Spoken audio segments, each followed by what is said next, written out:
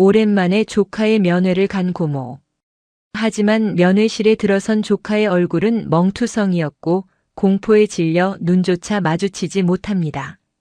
심지어 가해자인 병장은 가족들이 보는 앞에서 조카의 뒤통수를 때리며 조롱을 하기 시작합니다. 나 내일 저녁이야. 꼬우면 신고하든가. 우리 아빠 누군지 알지? 군법 그딴 거 나한테 안 통해. 그 순간 철의 여인이라 불리는 고모의 눈빛이 싸늘하게 변합니다. 그녀가 참다 못해 전화 한 통을 건 곳은 다름 아닌 제5군단 헌병대장실이었습니다.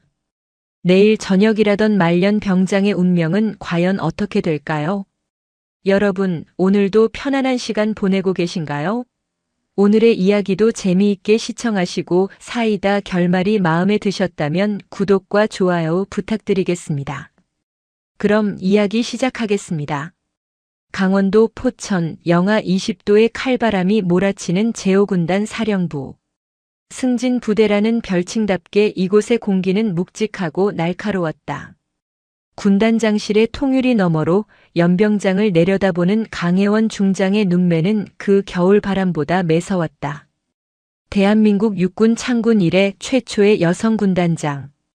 유리천장을 뚫은 것이 아니라 박살내며 올라온 그녀를 두고 사람들은 철의 여인이라 불렀다. 하지만 오늘 강철 같은 그녀의 심장에 균열을 일으키는 존재가 있었다. 바로 오빠가 남기고 간 유일한 혈육, 조카 강지훈이었다. 부모를 일찍 여의고 강혜원의 손에 자란 지훈은 그녀에게 아들이자 삶의 이유였다. 그런 지훈이 입대 후 첫 면회를 앞두고 있었다. 군단장님 14시 작전회의 준비되었습니다.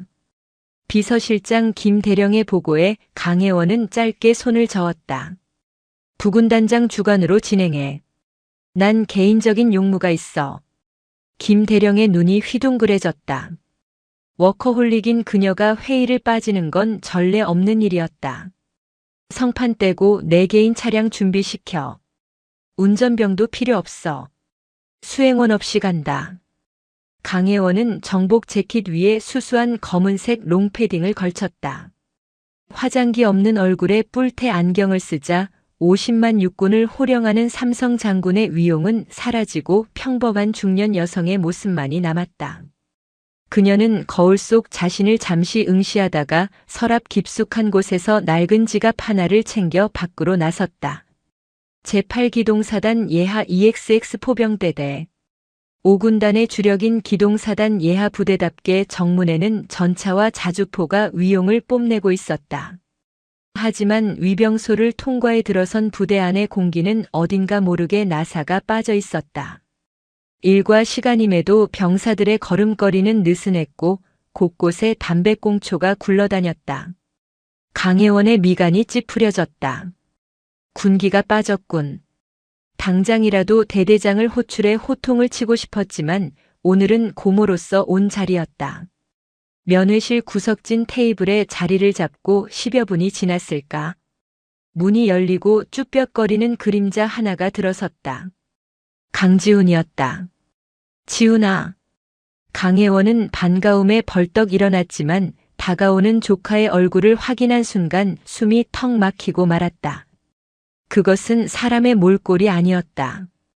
왼쪽 눈두덩이는 시퍼렇게 부어올라 눈을 뜨기조차 힘겨워 보였고 입술은 터져 피딱지가 말라붙어 있었다. 군복 소매 밖으로 드러난 손등에는 담뱃불로 지진 듯한 화상 자국이 선명했다. 무엇보다 강혜원을 절망케 한 것은 지훈의 눈빛이었다. 총기 넘치던 명문대생의 눈빛은 온데간데 없고 도살장에 끌려온 짐승처럼 공포와 체념만이 가득했다. 고모. 지훈의 목소리는 갈라져 있었다. 강혜원은 떨리는 손으로 지훈의 손을 낚아챘다. 손이 얼음장처럼 차가웠다. 이게 무슨 꼴이야? 누가 그랬어? 훈련하다 다친 거 아니지? 사실대로 말해.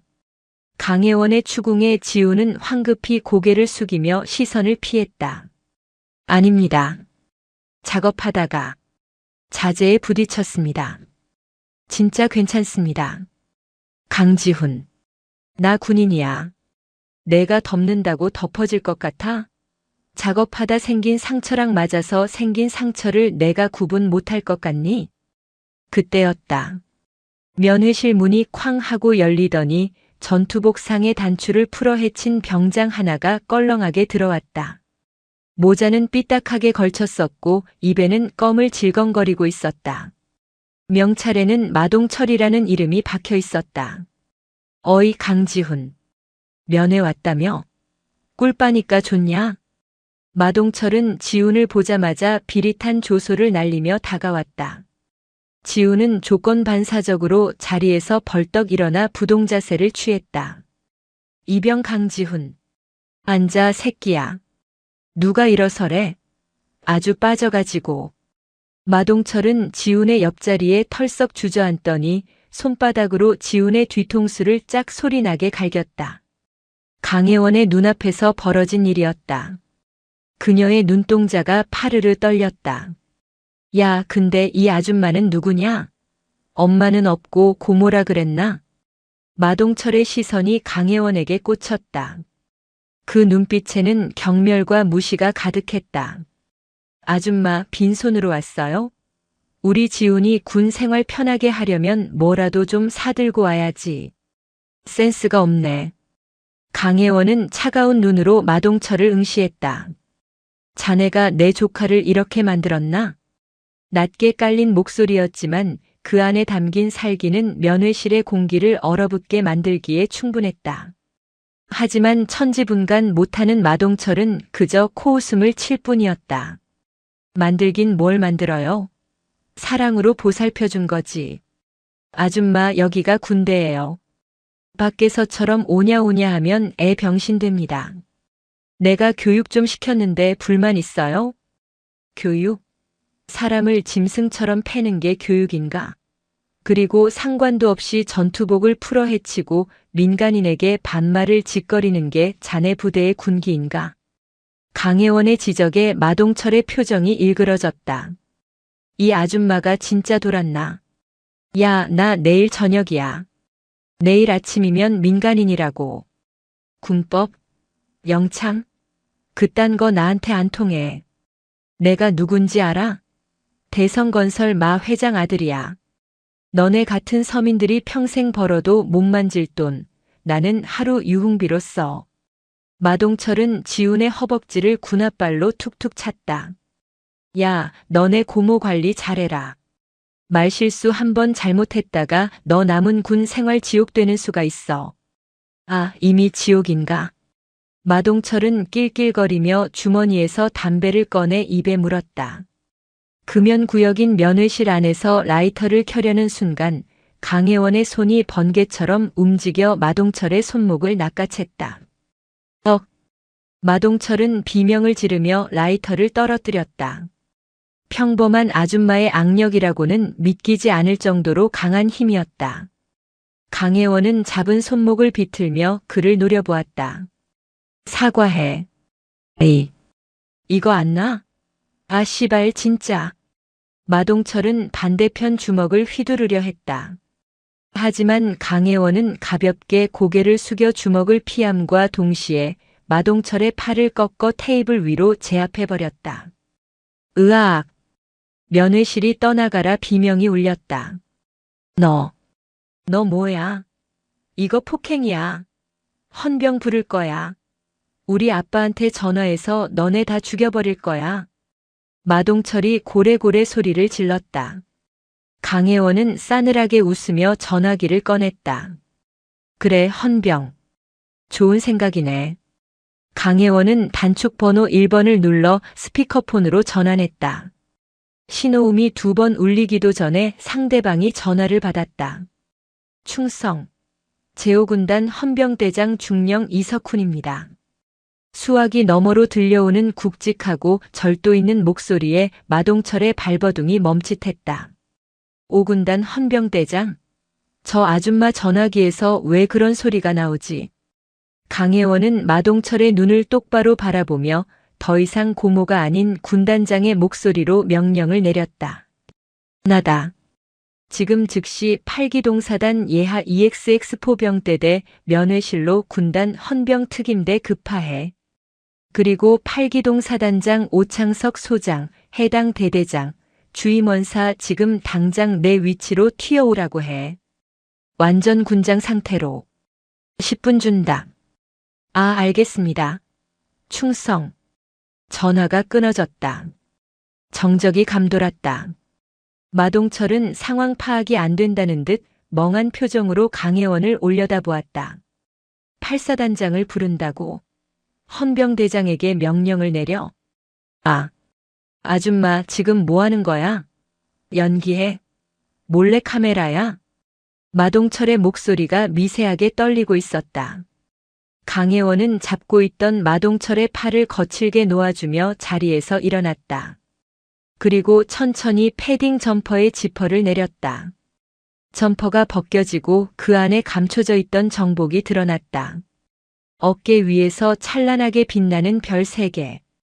대한민국 육군 중장의 계급장이 형광등 불빛을 받아 서늘한 섬광을 내뿜었다. 마동철의 입이 떡 벌어졌다. 동공이 지진이라도 난 듯 요동쳤다. 머릿속이 하얗게 변했다. 별 하나도 보기 힘든 전방에서 별 3개라니.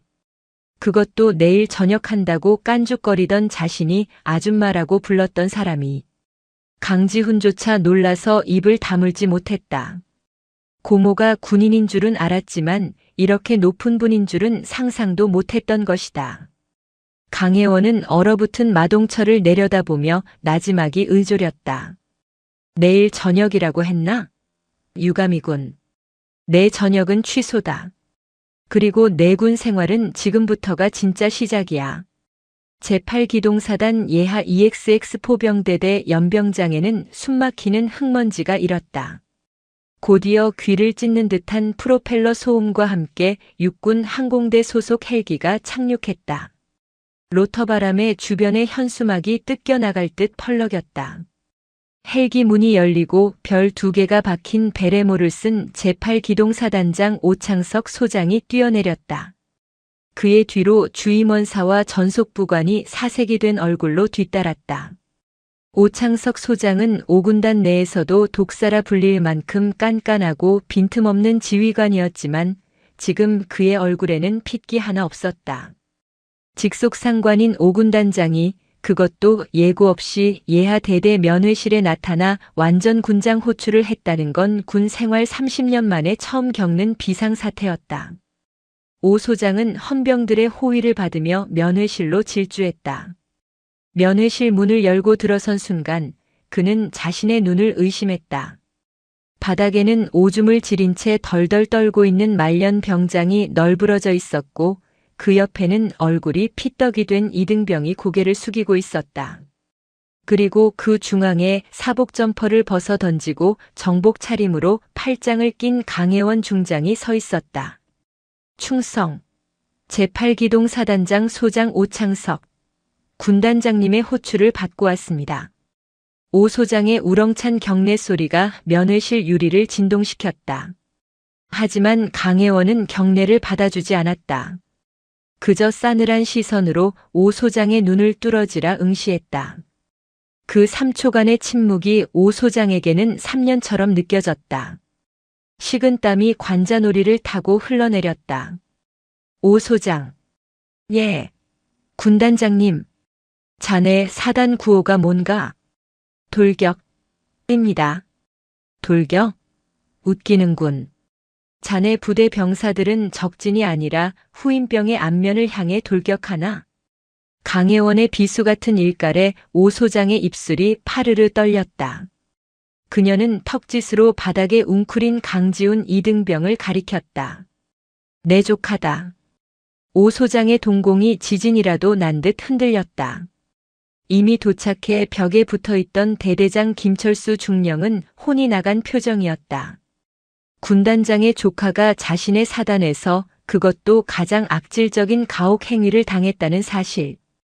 이것은 단순한 사고가 아니라 보직 해임을 넘어 군복을 벗어야 할 수도 있는 초대형 악재였다. 면목. 없습니다. 면목? 자네가 지금 챙겨야 할 건 면목이 아니라 사태 파악이야.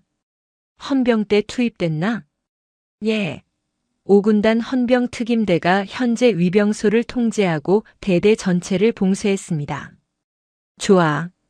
지금 이 시간부로 EXX대대 전 병력 생활관 대기시켜. 간부들은 전부 행정반에 집합시키고 휴대전화 압수해. 그리고 저 쓰레기. 강혜원은 턱으로 마동철을 가리켰다. 마동철은 이제 공포를 넘어선 상태였다. 눈앞에 투스타 사단장이 쩔쩔매는 모습을 보자 자신의 저녁이라는 단어는 휴지 조각보다 가볍게 느껴졌다. 끌고 가. 헌병대 유치장에 쳐넣어.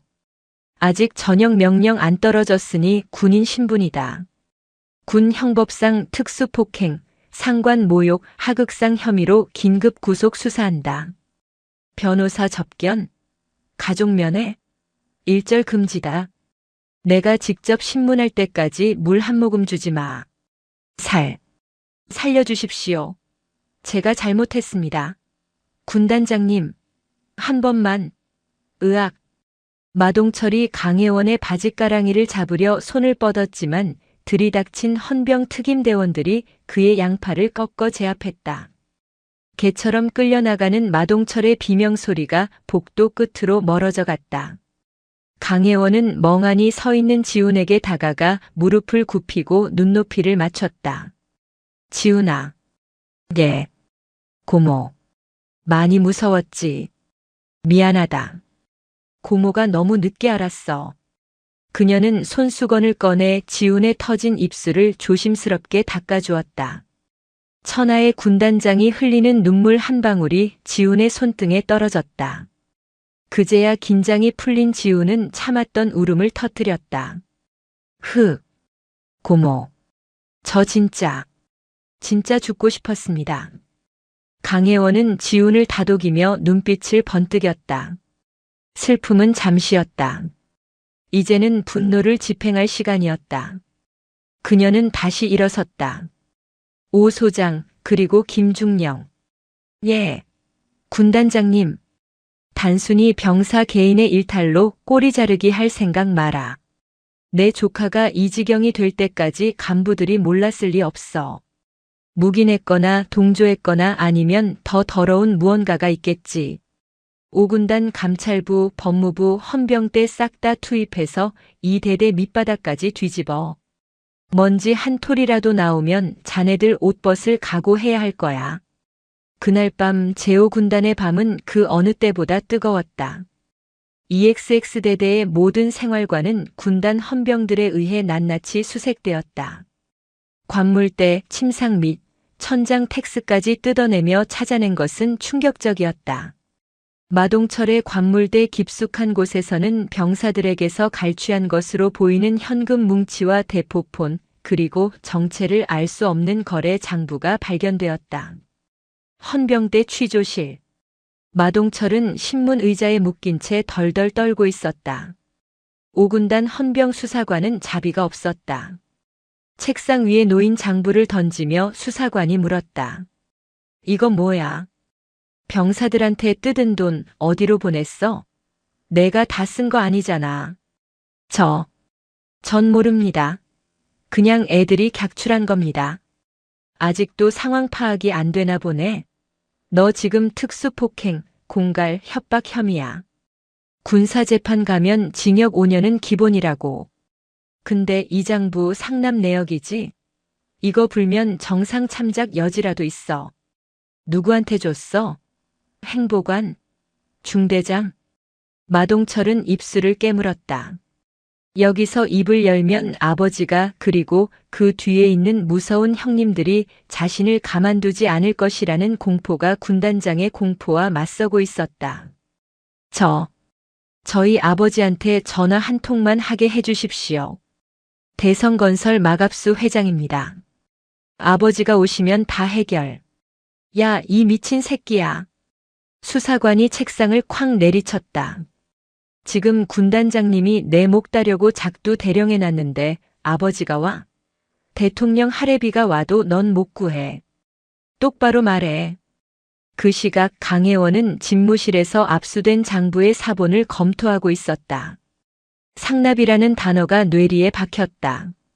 일개 병장이 병사들을 착취하는 구조가 아니라 그 돈이 위로 흘러가는 구조. 이것은 단순 가혹 행위가 아니라 거대한 군납 비리와 연결된 게이트였다. 이석훈 헌병대장이 들어와 보고했다. 군단장님, 마동철의 대포폰 포렌식 결과가 나왔습니다. 로열 패밀리라는 단톡방이 있습니다. 부유층 자제들로 구성된 사조직인데 이 방의 간부들도 포함되어 있습니다. 간부들이 병사들 단톡방에 네. 대대장 김철수 중령, 그리고 연대장 박영철 대령까지. 이들은 병사들에게 편의를 봐주는 대가로 정기적으로 용돈을 받아왔습니다. 심지어 휴가증 위조 정황도 포착되었습니다. 강혜원의 눈이 번뜩였다. 군대가 아주 귀족 학교나셨군. 마동철 아비가 대성건설 마갑수라고 했지? 네. 군부대 막사 공사를 주로 수주하는 건설사입니다. 정보참모에게 연락해서 대성건설과 8사단 간의 최근 5년치 공사계약 서류 전부 가져오라고 해. 냄새가 나. 아주 고약한 썩은 내가. 강혜원은 창밖의 어둠을 응시하며 중얼거렸다. 이건 단순한 폭행 사건이 아니야. 군의 기강을 돈으로 사고판 국기문란 사건이다. 그때 5군단 사령부 정문 상황실에서 급한 무전이 들어왔다. 군단장님, 위병소입니다. 대성건설 마갑수 회장이 경호원들을 대동하고 정문을 밀고 들어오려 합니다. 자신이 국방위원장과 형님 동생 하는 사이라며 난동을 부리고 있습니다. 강혜원의 입꼬리가 싸늘하게 올라갔다. 제 발로 호랑이 굴에 들어오셨군. 그녀는 수화기를 들었다. 정문 통과시켜. 사단장실이 아니라 내 집무실로 바로 안내해. 아주 정중하게. 제5군단 사령부 본청 로비. 대성건설 마갑수 회장이 수행원들과 함께 위풍당당하게 들어섰다. 위병소에서 잠시 제지가 있었지만 군단장에 통과시키라는 지시 덕분에 프리패스로 들어온 그는 기고만장해 있었다. 꺼봐. 군단장이고 나발이고 내 이름 들으면 바로 꼬리 내리게 되어 있어. 내가 이 부대에 갖다 바친 돈이 얼만데. 마갑수는 수행비서에게 거만하게 말하며 군단장실 문을 벌컥 열었다. 노크 따위는 없었다. 집무실 안에는 강혜원 중장이 소파에 앉아 차를 마시고 있었다. 정복 차림이었지만 마갑수의 눈에는 그저 여군이라는 점만 들어왔다. 어이 군단장. 당신이야? 내 아들 영창 보낸 게. 마갑수는 다짜고짜 반말을 내뱉으며 소파 맞은편에 털썩 주저앉았다. 다리를 꼬고 수행비서에게 눈짓하자 비서가 1억 원짜리 수표가 꽂힌 봉투를 테이블 위에 올렸다. 자, 받으쇼. 우리 애가 실수 좀 한 것 같은데 이걸로 피해자 치료비하고 남는 건 부대 회식이나 해. 그리고 우리 애는 오늘 바로 풀어주고. 내일 저녁이니까 조용히 넘어갑시다. 강혜원은 찻잔을 천천히 내려놓았다. 그리고 마갑수를 향해 서늘한 눈빛을 보냈다. 마갑수 씨, 여기가 어딘지 알고 오셨습니까? 어디긴 어디야, 군부대지. 내가 국방위원장이랑 형 동생 하는 사이야. 당신 별 하나 더 달고 싶으면 눈치껏 행동해. 강혜원은 피식 웃었다. 뇌물 공여 의사표시. 증거 확보됐군. 그녀가 손가락을 튕기자 집무실 구석에 가려져 있던 커튼이 걷히며 이석훈 헌병대장과 군단 법무참모가 캠코더를 들고 걸어 나왔다. 모든 대화가 녹화되고 있었다. 마갑수의 얼굴이 굳어졌다. 뭐야? 함정 수사야? 함정이 아니라 범죄 현장 체증입니다. 회장님 들어오실 때 위병소 초병 밀치고 욕설하셨죠? 그리고 지금 저에게 뇌물을 건네셨고요. 강혜원은 자리에서 일어나며 법무참모에게 지시했다. 포천경찰서장에게 연락해. 민간인 마갑수를 군형법 제54조 초병 폭행 및 군사기지 보호법 위반, 그리고 뇌물공여 혐의로 고발한다고 통보해. 헌병대 인계하에 지금 당장 연행에 가라고 해. 경찰? 불러. 서장이 내 고향 후배야. 전화 한 통이면 끝날 일을 가지고 핏대 세우기는. 마갑수는 코웃음을 치며 휴대폰을 꺼내려 했다. 하지만 강혜원은 그 틈을 주지 않았다. 이석훈 중령. 예. 군단장님. 현행범이다. 경찰 도착할 때까지 신병 확보해. 저항하면 제압하고. 예. 이석훈 헌병대장과 헌병들이 마갑수의 양팔을 낚아챘다. 이거 안 나? 내가 누군지 알아. 야, 너네 다 죽었어. 30분 후 포천경찰서장이 땀을 뻘뻘 흘리며 군단장실로 달려왔다. 그는 마갑수와 강혜원 사이에서 어쩔 줄 몰라 했다. 아니 군단장님, 회장님이 초병을 좀 밀친 거 가지고 구속까지는 그냥 훈방으로 하시죠. 제가 잘 타이르겠습니다. 서장은 은근슬쩍 마갑수 편을 들었다. 강혜원은 차가운 눈으로 서장을 쏘아봤다. 서장님, 군형법상 초병 폭행은 5년 이하의 징역입니다. 벌금형도 없는 중범죄입니다. 그런데 타이른다? 지금 직무 유기하시는 겁니까? 아니, 그게 아니라 제가 확보한 CCTV와 뇌물 공여 영상, 지금 당장 언론에 뿌릴까요? 경찰서장, 재벌 회장 범죄 눈 감아주다. 내일 조간신문 헤드라인으로 딱 좋겠군요. 경찰서장의 등골이 서늘해졌다. 상대는 장난이 아니었다. 진짜로 터뜨릴 기세였다. 마 회장 라인을 탔다가는 자기 목까지 날아갈 판이었다. 알겠습니다. 법대로 하겠습니다. 서장은 떨리는 손으로 수갑을 꺼냈다. 마갑수 씨, 당신을 초병 폭행 및 뇌물 공여 혐의로 현행범 체포합니다.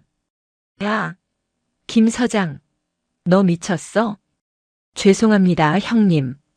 상황이 안 좋습니다. 철컹. 마갑수의 손목에 수갑이 채워졌다. 끌려나가며 고래고래 소리를 지르는 마갑수를 뒤로 하고 강혜원은 다시 찻잔을 들었다. 차는 아직 식지 않았다. 법대로 하는 게 이렇게 쉬운 걸 그동안 왜 안 했을까? 그녀의 혼잣말이 집무실에 무겁게 내려앉았다. 마갑수 회장의 구속은 신호탄에 불과했다. 강혜원은 쉴 틈 없이 다음 단계로 넘어갔다. 마동철의 휴대폰과 압수된 장부에서 나온 로열 패밀리의 실체는 상상을 초월했다. EXX 포병대대뿐만 아니라 8기동사단 전체가 뇌물 카르텔에 오염되어 있었다. 군단장님, 자금 흐름을 추적했습니다. 종착지가 나왔습니다. 이석훈 헌병대장이 태블릿 PC를 내밀었다. 장부에 적힌 이니셜 PYC, 그리고 그 옆에 적힌 금액 10억. PYC, 8사단 포병여단장 박영철 대령이군. 네. 박 대령이 대성건설로부터 뇌물을 받고 군 부진의 공사를 수의계약으로 몰아준 정황이 포착되었습니다. 그리고 이석훈이 잠시 망설이다 말을 이었다. 그 돈의 일부가 호국안 보장학재단이라는 곳으로 흘러들어갔습니다. 장학재단? 네. 표면적으로는 군인 자녀 장학금을 주는 단체인데 이사장이 마갑수 회장입니다. 그리고 이 재단의 고문으로 있는 사람이. 강혜원은 화면을 넘겨 고문 명단을 확인했다. 장태산 국방부 정책실장, 국가안보실장. 강혜원의 손끝이 미세하게 떨렸다. 장태산. 20년 전 그녀의 오빠 강철우 소령이 방산 비리를 내부 고발하려다 의문이 사고사로 위장되어 죽었을 때 당시 그 부대의 사단장이었던 인물. 오빠의 죽음을 단순 졸음운전으로 덮어버리고 승승장구하여 지금은 대한민국 안보 권력의 정점에 선 남자. 역시 연결되어 있었어. 강혜원은 직감했다. 마동철 사건은 우연히 터진 뇌관이었다. 이 선을 따라가면 오빠의 원수이자 군을 좀먹는 진짜 괴물을 잡을 수 있다. 여단장 박영철, 지금 어디 있나? 여단장실에 있습니다. 그런데 첩보에 따르면 문서 파쇄기를 대량으로 돌리고 있다고 합니다. 증거 인멸 중입니다. 헬기 띄워. 내가 직접 간다. 위험합니다, 군단장님. 박 대령은 다혈질입니다. 무장하고 저항할 수도 있습니다. 내 부하가 범죄를 저지르는데 내가 뒤에 숨어 있어? 5군단 헌병 특임대 무장시켜서 따라와. 박영철이 내 앞에 무릎 꿇게 만든다. 잠시 후 강혜원을 태운 헬기가 포병여단 연병장에 착륙했다. 흙먼지를 뚫고 내린 강혜원은 헌병들을 대동하고 여단 본청으로 질주했다. 여단장실 앞을 지키던 당번병이 경례할 새도 없이 강혜원은 군홧발로 문을 박차고 들어갔다. 박영철. 여단장실 안은 매캐한 종이 타는 냄새와 파쇄기 소음으로 가득했다. 박영철 대령은 서류 뭉치를 파쇄기에 집어넣다 말고 소스라치게 놀라 돌아보았다. 군단장님? 그 손 떼. 헌병. 파쇄기 전원 차단해. 남은 서류 전부 압수해. 헌병들이 달려들어 박 대령을 밀쳐내고 남은 서류를 확보했다. 박 대령은 털썩 주저앉았다. 책상 위에는 아직 처리하지 못한 진급 청탁 리스트가 산더미처럼 쌓여 있었다. 강혜원은 그중 하나를 집어들었다. 마갑수의 돈이 장학재단을 거쳐 어디로 갔는지 적나라하게 적힌 메모였다. 장 실장님 5억 전달 완료. 차기 총장 인사청탁건. 박영철. 내 놈이 군인이냐? 진급에 눈먼 장사치지. 군단장님. 살려주십시오. 위에서 시키는 대로 하지 않으면 옷 벗어야 한다고 해서. 장태산 말인가? 박 대령의 눈동자가 흔들렸다. 그 이름을 입에 올리는 것만으로도 공포를 느끼는 듯 했다. 강혜원은 박 대령의 멱살을 잡고 일으켜 세웠다. 선택해. 평생 감방에서 썩을지 아니면 내부 고발자로 참작받을지. 내가 입을 열면 장태산은 죽고 너는 산다. 그때 박 대령의 책상 위 붉은 전화기가 울렸다. 발신자 표시창에 뜬 이름. 국가안보실. 강혜원은 박 대령을 노려보며 턱짓했다. 받아. 스피커폰으로. 박영철 대령은 떨리는 손으로 수화기를 들었다. 스피커폰 너머로 건조하고 날카로운 목소리가 들려왔다. 박 대령, 나 김태호 행정관이야. 실장님 지시다. 5군단장 그 여자가 냄새 맡고 움직이는 것 같은데 꼴이 확실하게 잘났겠지? 장부랑 하드디스크 처리 안 되면 자네 가족들까지 무사하지 못할 거야. 알지? 강혜원의 주먹이 꽉 쥐어졌다. 가족을 들먹이며 협박하는 짓거리. 20년 전 오빠를 죽음으로 몰고 갔던 수법 그대로였다. 그녀는 박 대령에게 눈짓으로 대답하라고 신호를 보냈다. 네. 처리했습니다. 걱정 마십시오. 좋아. 당분간 몸살이고 있어. 강혜원 그 여자는 우리가 알아서 처리할 테니까. 전화가 끊어졌다. 강혜원은 이 통화 내용을 녹음한 헌병대장의 녹음기를 확인했다. 결정적인 증거였다. 국가안보실이 조직적으로 범죄를 은폐하고 수사를 방해하려 했다는 증거. 하지만 반격은 예상보다 빨랐다. 다음 날 아침 주요 언론사 헤드라인이 일제히 강혜원을 공격하기 시작했다. 단독 강혜원 군단장, 내 조카 건드려. 사적 보복 수사 논란. 재계 반발 군단장이 무소불위 권력 휘둘러. 기업인 인권 유린. 국방부 5군단에 대한 특별감사 착수 검토. 장태산이 움직인 것이었다. 그는 언론과 정치권 인맥을 총동원해 강혜원을 히스테릭한 권력 남용자로 프레임을 씌웠다. 여론은 순식간에 악화되었다.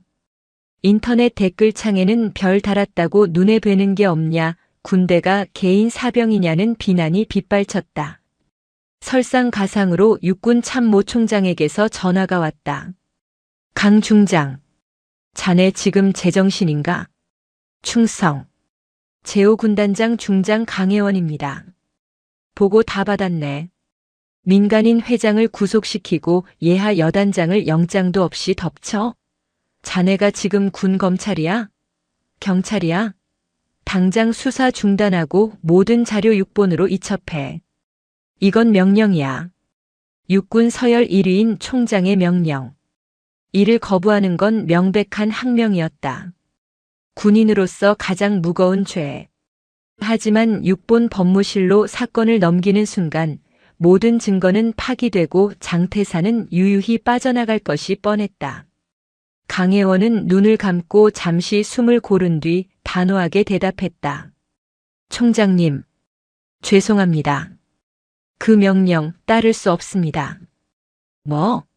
지금 항명하는 건가? 저는 5군단 10만 장병의 생명을 책임지는 지휘관입니다.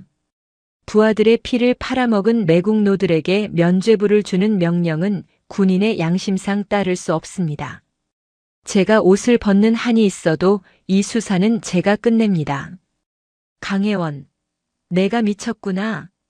헌병대 보내서 직무 정지시키기 전에 당장 멈춰. 전화가 끊어졌다. 강혜원은 수화기를 내려놓으며 이석훈 헌병대장을 바라보았다. 들었지? 이제 시간 싸움이야. 육본에서 직무 정지 명령서 들고 내려오기 전에 우리가 먼저 터뜨려야 해. 언론에 제보할까요? 그냥 제보로는 안 돼. 이미 저쪽이 언론을 장악했어. 우리가 가진 걸 그냥 뿌리면 조작된 문건이라고 물타기 할 거야.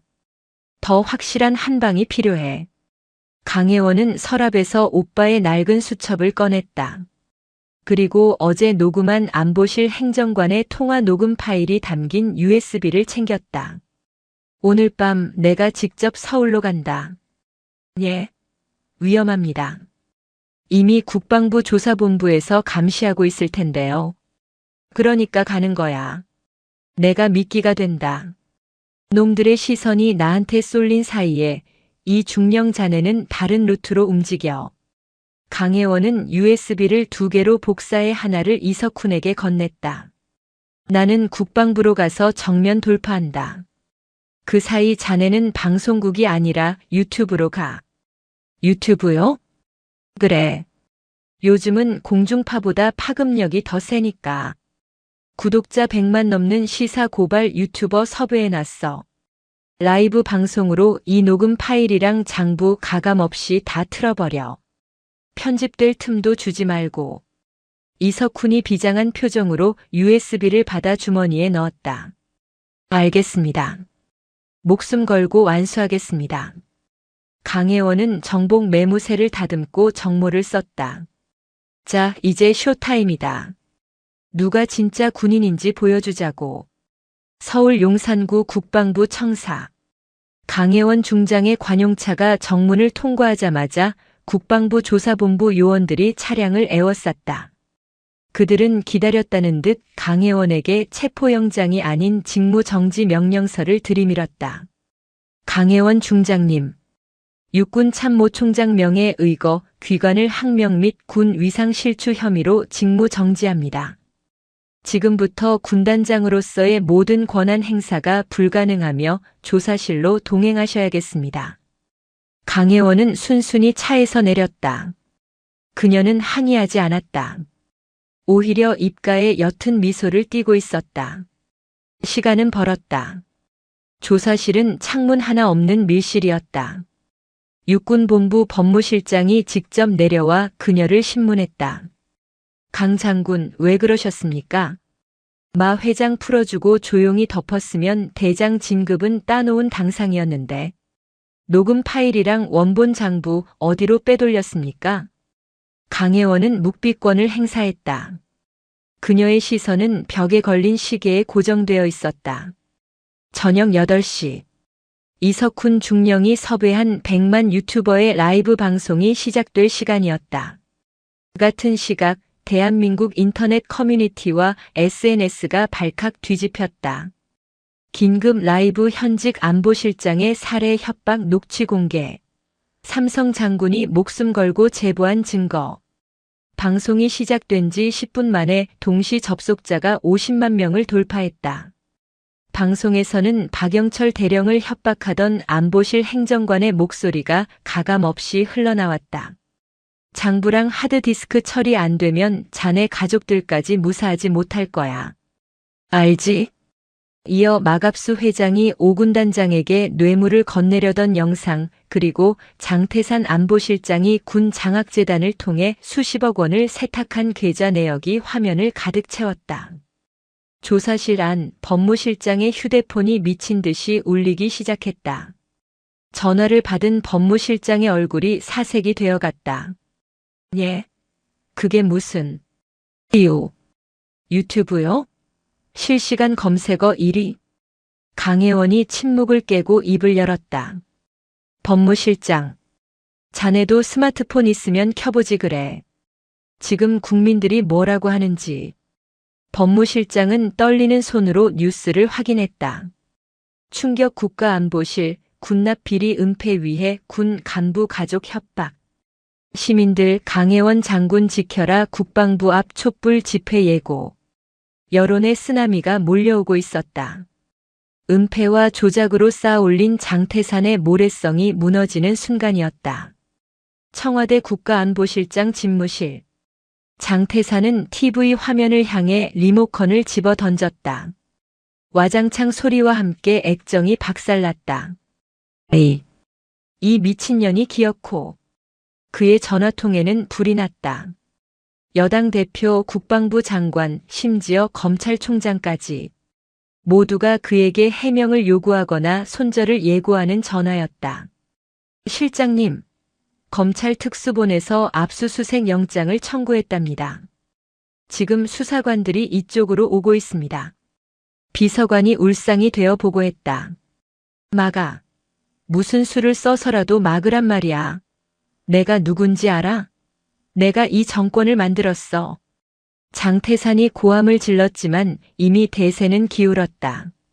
대통령조차 대국민 담화를 통해 성역 없는 수사를 지시하며 그를 버렸다. 국방부 조사실. 조사실 문이 열리고 육군 참모총장이 들어왔다. 그는 고개를 푹 숙인 채 강혜원 앞에 섰다. 강 중장. 아니 강 군단장.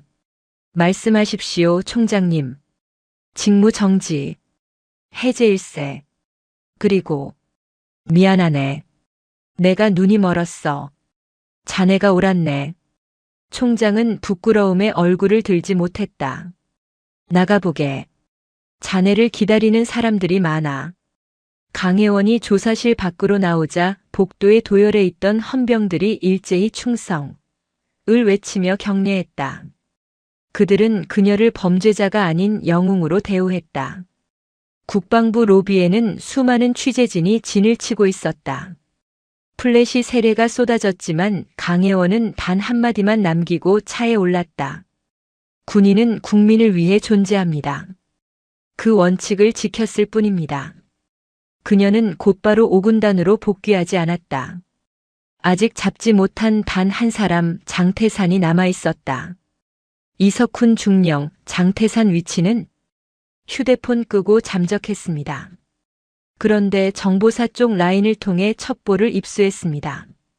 오늘 오후 2시 포천에 있는 구영 예비 활주로에서 일본으로 가는 경비행기를 수배했다고 합니다.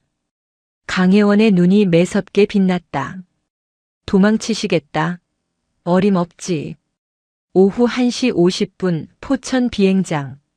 민간 항공 레저용으로 일부 개방된 이곳의 구석진 활주로에 세스나 경비행기 한 대가 엔진을 예열하고 있었다. 장태산은 선글라스와 마스크로 얼굴을 가린 채 초조하게 시계를 보았다. 빨리 띄워. 검찰놈들 오기 전에 떠야 한다고. 아니 손님. 관제탑에서 이륙 허가가 안 납니다. 지금 이 공역에 비상이 걸렸어요. 비상? 무슨 비상? 그때 비행장 곳곳에 설치된 대공 스피커에서 사이렌 소리가 울려 퍼졌다. 알림. 현재 시각부로 포천 비행장 및 인근 상공에 긴급 방공 훈련이 발령되었습니다. 모든 민간 항공기는 이륙을 금지하며 위반 시 적기로 간주하여 대응합니다. 방공 훈련? 하필 지금? 장태산이 창밖을 내다보았다. 비행장 외곽 펜스 너머 숲속에서 위장막이 걷히며 육군 자주대 공포 비호의 포신이 활주로를 향해 천천히 돌아가고 있었다. 레이더가 빙글빙글 돌며 이륙하려는 비행기를 조준하고 있었다. 미친. 강혜원, 내가 기어이. 장태산은 직감했다. 이건 훈련이 아니었다. 자신을 가두기 위한 거대한 세장이었다. 하늘길이 육군에 의해 완벽하게 봉쇄된 것이다. 뜨면 죽습니다. 저거 진짜 쏩니다. 조종사가 기겁하며 엔진을 꺼버렸다. 그때 활주로 끝에서 5군단 헌병차의 호위를 받으며 검은색 검찰 승합차 2대가 미끄러지듯 들어왔다. 장태산은 주머니 속에서 여권을 꺼내 바닥에 패대기 쳤다. 차량이 멈추고 강혜원이 내렸다. 그녀는 정복 차림으로 아무런 무장도 하지 않은 채 장태산에게 걸어왔다. 그 뒤로 서울중앙지검 특수부 검사들이 체포영장을 들고 따랐다. 강 장군, 이렇게까지 해야 했나? 헬기라도 띄워서 격추라도 시키지 그랬어?